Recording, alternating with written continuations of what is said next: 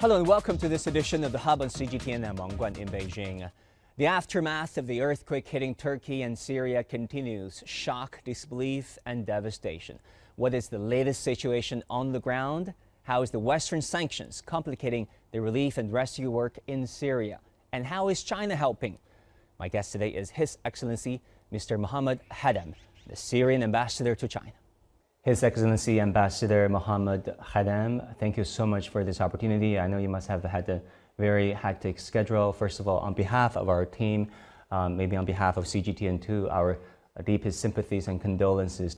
Mr. Wang, thank you very much. Welcome to you and to your team and to CGTN for its interesting coverage of Syria, the balanced coverage of Syria. And thank you for condolences and soothing words. Of course, this is the least we can do. First of all, can you tell us the latest situation on the ground? Because last time we checked, the casualties, the injured people, the number of them are soaring. You know, it's a widespread earthquake. The government mobilized all the resources it has, whether governmental, private, social organizations. But the destruction is, in fact, is devastating. It's a calamity, full calamity. It's a 7.7 degree on Richter scale.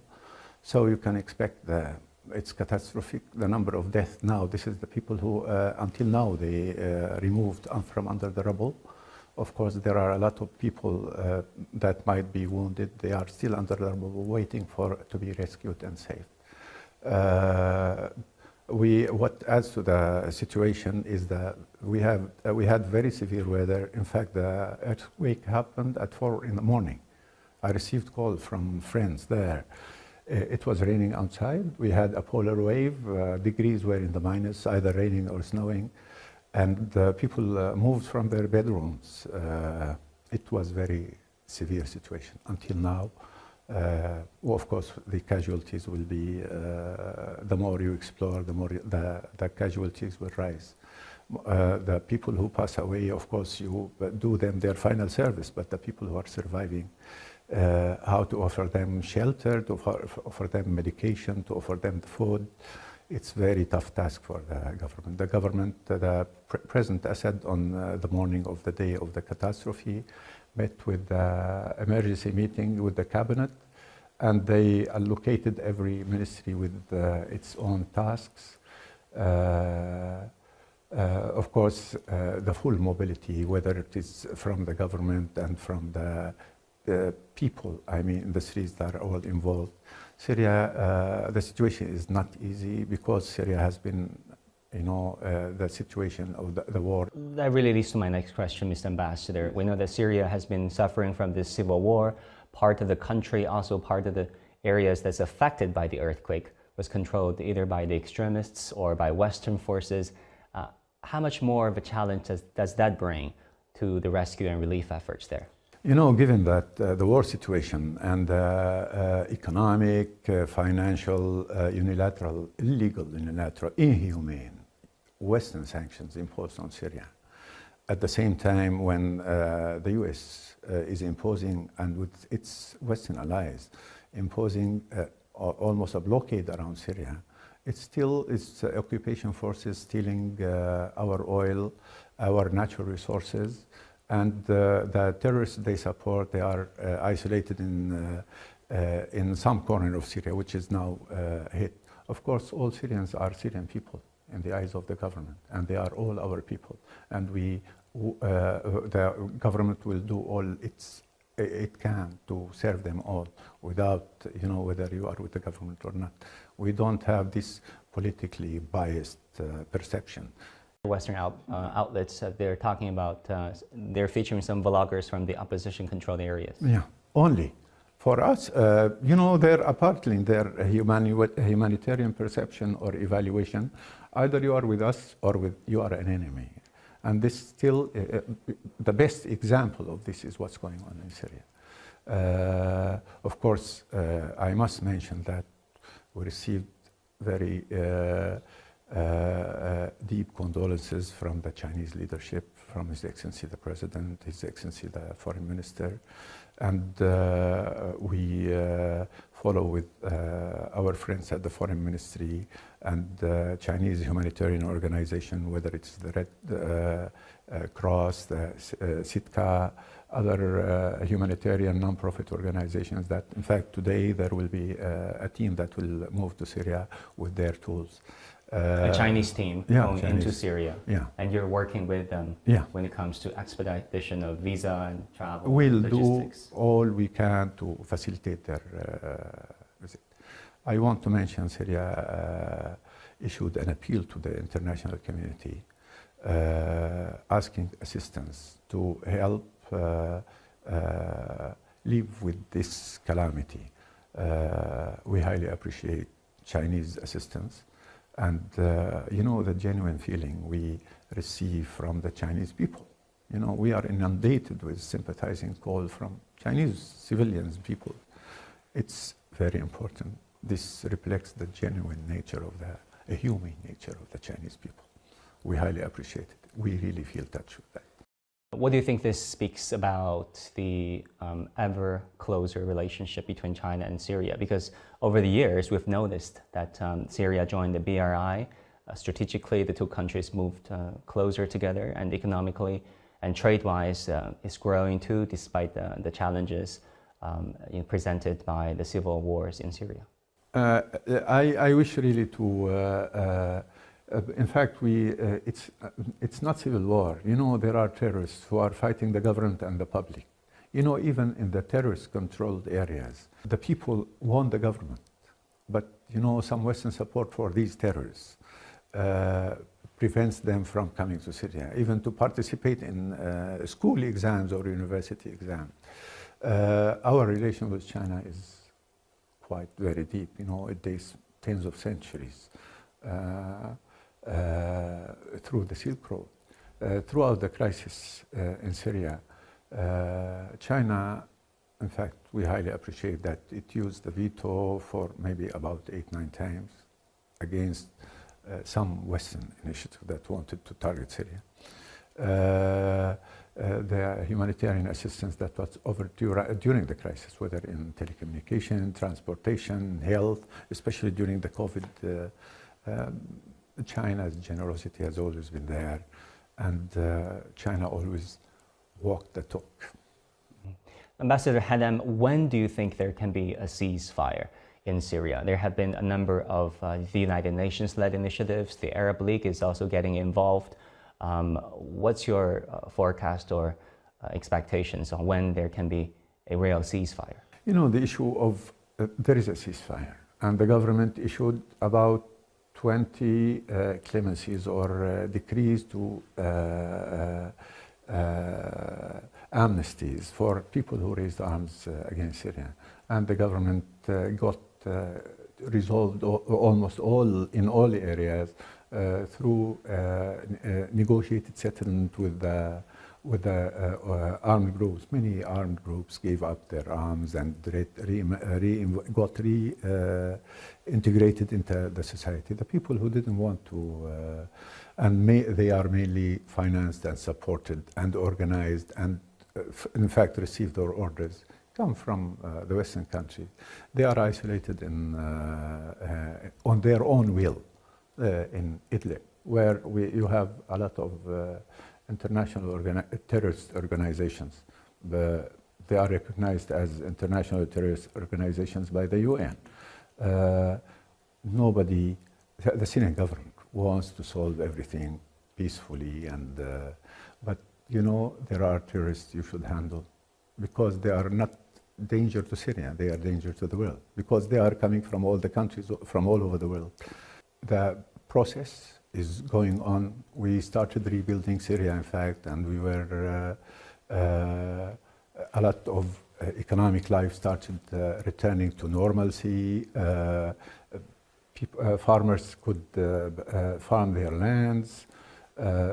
Factories started working back. The industrial zones started receiving investors, but this calamity, the earthquake, really hurt a lot. Yeah, Mr. Ambassador, I want to come back to the earthquake and its aftermath. We know that freezing temperatures, very cold winter weathers in Syria coupled with aftershocks over there, and also the situation there. What are the difficulties there, and what is the Syrian government doing to really cope with all these challenges? You know, first of all, the government mobilized all its resources, available resources, and the government and the civilian organization, non-governmental organization, even the army is helping, the police force is helping in these regions. But you know, because of the wars, you know, and the earthquake destroyed a lot of the infrastructure. Even, you know, we stopped the train for 2-3 days. You know, this adds, in fact, this is double-folded or tenfolded with the unilateral, illegal Western sanctions imposed on my country. You know, the Syrian banking system is disconnected from the world. You cannot buy even medicine. You cannot make transfers for donation. The good news now that we see some airplanes arriving, bringing assistance from Arab countries and some other friendly countries into Syria. This in defiance of these Western sanctions. And we hope more countries follow suit. We need these, you know, it's a humanitarian issue. The Syrian people need this assistance to arrive as soon as possible. The earlier it comes, the more lives that will be saved. We want the sanctions to be lifted. We want the Americans to stop stealing our oil and our food. Syria has suffered for a long time. We really wish this earthquake shakes the conscience of these countries that raise the banner of human rights. Yeah, that's really intriguing in what you said, that the Western sanctions are imposed by the Western governments are causing havoc not only on the government level, but also on the daily lives of a Syrian. Can you give us some concrete examples, Mr. Ambassador, on the challenges, difficulties? One of the issues, you cannot transfer money to Syria. You cannot make any international trade. You should go into indirect roads.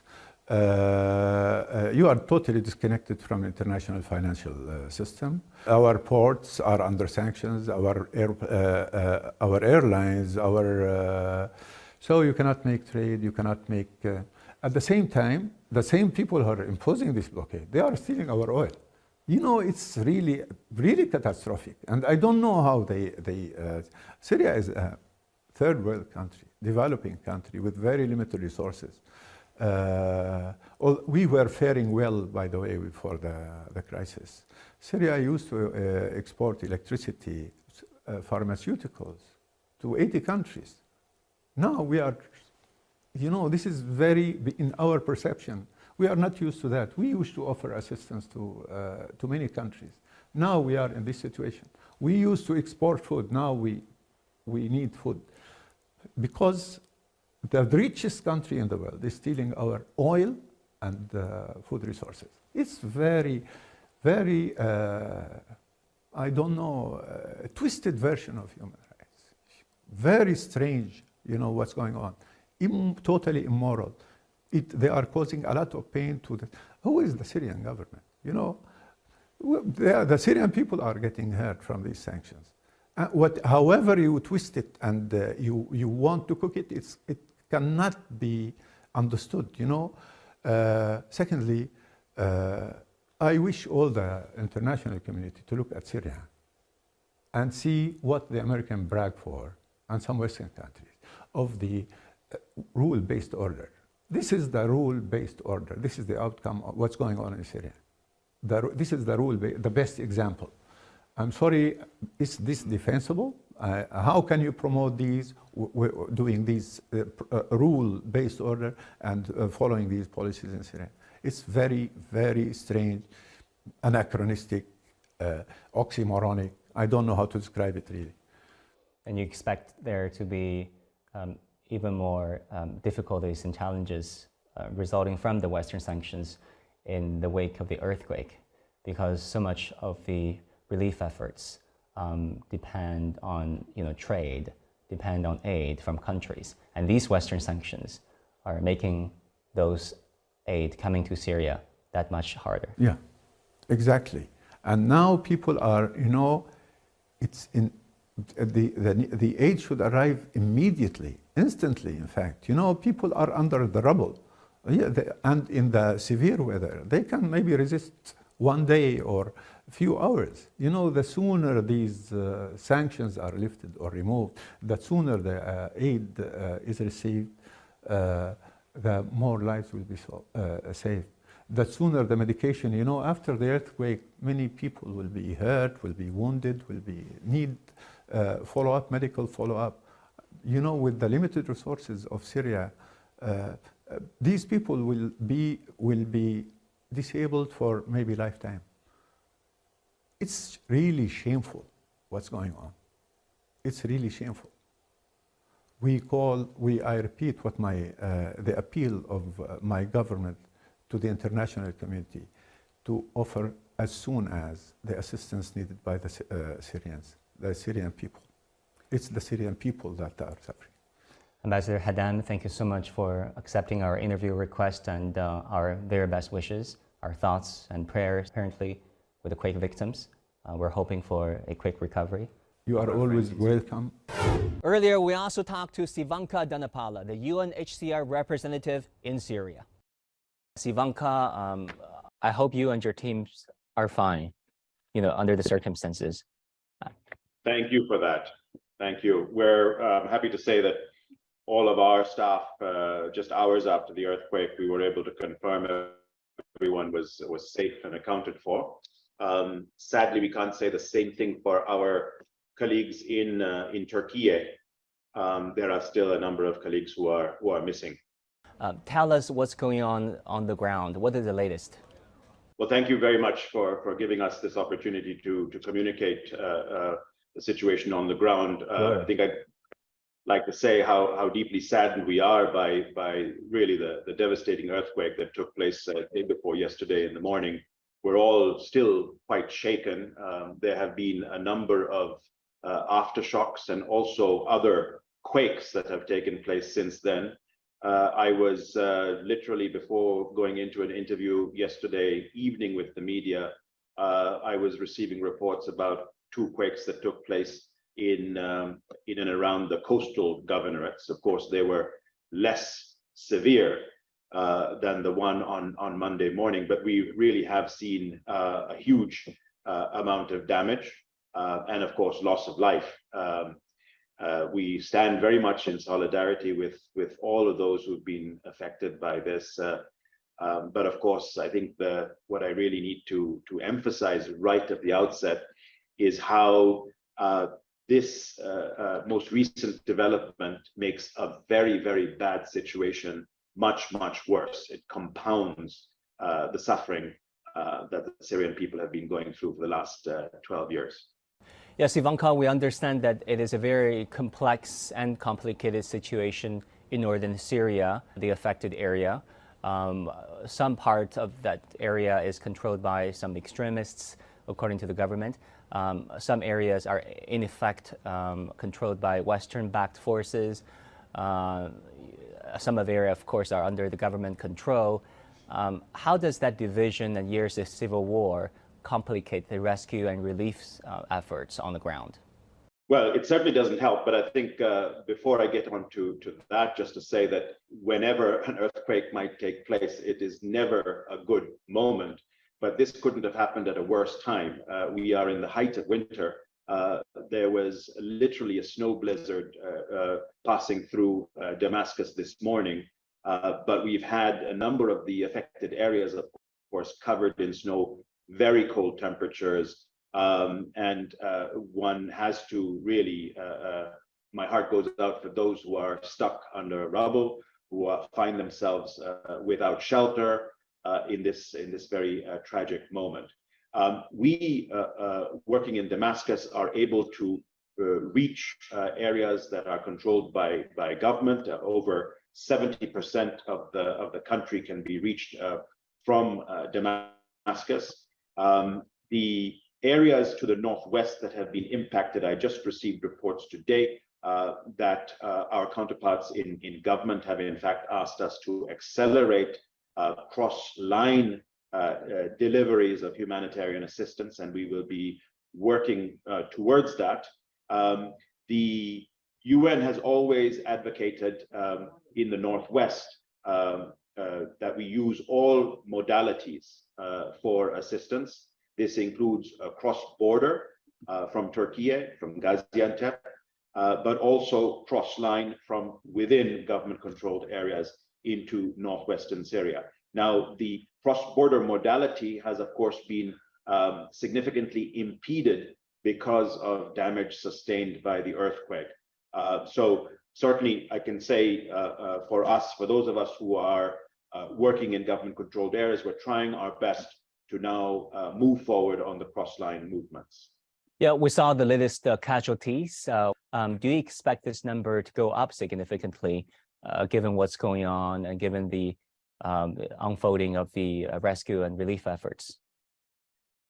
Tragically, yes. I wish I didn't have to say that, but I was in communication with the Syrian Arab Red Crescent president just yesterday. I know the window for search and rescue efforts is closing. The time that's 72 hours, right? Or close exactly. to that. So we're very close to that window closing, and certainly they're beyond the casualties that might have been caused by the earthquake itself directly. There's a number of indirect casualties, if you like, that could result by simple exposure to the cold. I was just mentioning we're in the height of winter, that snow has fallen and is falling in a number of the affected areas. And of course, looking ahead, we also have to ensure that various health risks are attended to and are clothed, that they have shelter, a number of other issues that need tending to prevent a further loss of life. Yeah, many international organizations, including the Red Cross Society of China and also some volunteer groups in China, have pledged assistance for the Syrian Red Crescent. How easy or difficult is it for them to arrive in Syria, given the very limited land and air connections? I can tell you that the border crossing between the one that we generally use between from Beirut to Damascus is very much at a high mountain pass, and that is already quite snow-ridden, but passable at the last time I checked. So I think the roads can access certainly Damascus, and from Damascus we can reach into a number of the affected areas. Aleppo, Hama, Latakia, Idlib, which is in, of course, non-government controlled areas, is going to be accessed through cross-line. But as I mentioned earlier, we look at all modalities, and the moment cross-border becomes possible, that would be a modality that could also be used. As far as the UN is concerned and the wider humanitarian community, we look at the humanitarian imperative, and really it's all systems go. We need to help as many people as possible, as quickly as possible. In January, according to UNHCR, 15.3 million people already needed humanitarian aid inside Syria, and there are almost 7 million internally displaced people. How will this disaster, the earthquake, further impact a country already ravaged by war and internal displacement? Pre-earthquake, Syrians I've spoken to in the last 2 years that I have been here have told me that even during the worst days of the conflict, when bombs were falling, of course, life was bad, life was dangerous. But it's really these last 2-3 years that have been have had the worst impact.